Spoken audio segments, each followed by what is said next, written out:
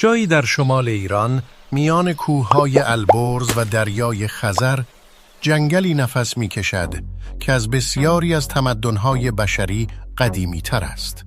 جنگل‌های هیرکانی یکی از کهن‌ترین اکوسیستم‌های زنده زمین. این جنگل‌ها قدمتی بین 25 تا 50 میلیون سال دارند، یعنی زمانی که هنوز انسان وجود نداشت، این درختان ریشه دوانده بودند.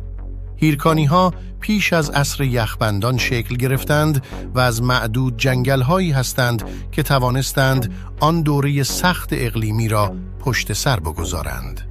به همین دلیل دانشمندان از آنها با عنوان فسیل زنده گیاهی یاد می‌کنند. جنگل‌های هیرکانی نواری سبز به طول تقریبی 850 کیلومتر هستند که از شرق استان گلستان آغاز می‌شوند و تا غرب گیلان ادامه دارند. این جنگل‌ها تنها حدود 7% از مساحت ایران را پوشش می‌دهند، اما در همین محدوده کوچک نزدیک به 44% از گونه‌های گیاهی کشور زندگی می‌کنند.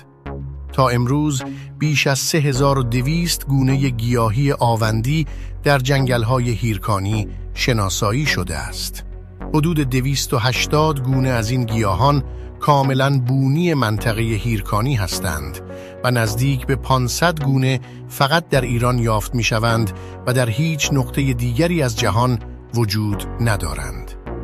برخی از درختان این جنگل بازماندگان مستقیم دوران‌های بسیار دور زمین شناسی اند.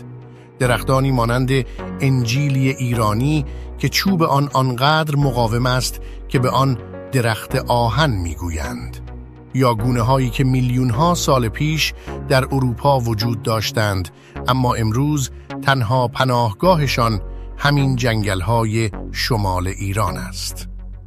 اما هیرکانی فقط مجموعه‌ای از درختان نیست. این جنگل یک سامانه زنده و پیچیده است.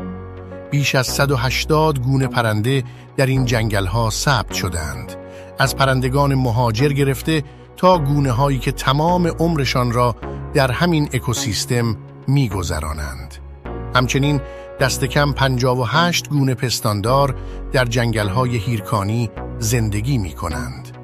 در رأس این زنجیره حیات پلنگ ایرانی قرار دارد، یکی از نادرترین و ارزشمندترین گوشتخواران خاورمیانه.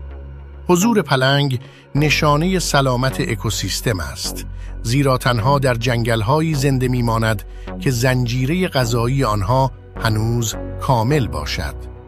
جنگل‌های هیرکانی نقش حیاتی در تنظیم آب و هوا دارند. این جنگل‌ها با جذب دی اکسید کربن، تولید اکسیژن و کنترل چرخه آب از فرسایش خاک، سیلاب‌های مخرب و خشکسالی جلوگیری می‌کنند.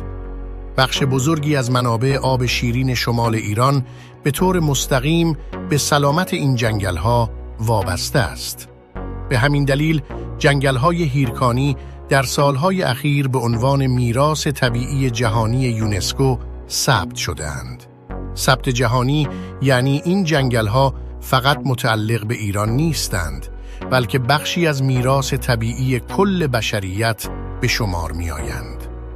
اما این میراث میلیون ساله امروز با تهدیدهای جدی روبروست.